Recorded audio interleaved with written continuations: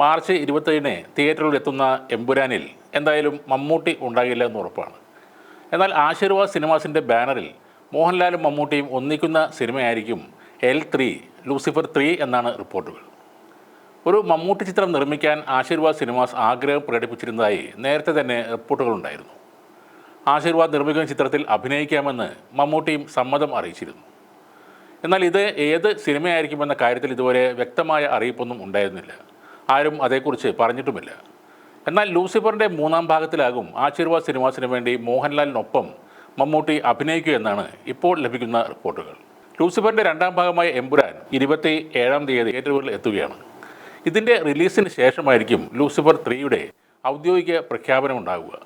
3-ാം ഭാഗത്തിനുള്ള സൂചന നൽകിയായിരിക്കും എമ്പുരാൻ അവസാനിക്കുന്നത്. ലൂസിഫർ 3 ഭാഗങ്ങൾ ഉണ്ടായിരിക്കുമെന്ന് തിരക്കഥാകൃത്ത് മുരളി ഗോപിയും സംവിധായകൻ പൃഥ്വിരാജും നേരത്തെ തന്നെ സ്ഥിരീകരിച്ചിരുന്നു. ലൂസിഫർ ആദ്യമേ തീരുമാനിച്ചതും അങ്ങനെ തന്നെയാണ്.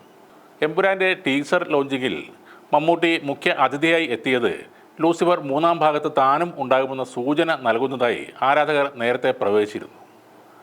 ലൂസിഫറിൻ്റെ 3-ാം ഭാഗത്തെക്കുറിച്ച് മോഹൻലാലും ചില സൂചനകൾ നൽകിയിരുന്നു. ദൈവത്തിന് കുറച്ച് താഴെ നിൽക്കുന്ന ആളാണ് എമ്പുരാൻ. ഇനി 3-ാമത്തെ ഭാഗത്തിൽ പൃഥ്വിരാജ് എന്താണ് പേരിടുന്നതെന്ന് എനിക്ക് അറിയില്ല.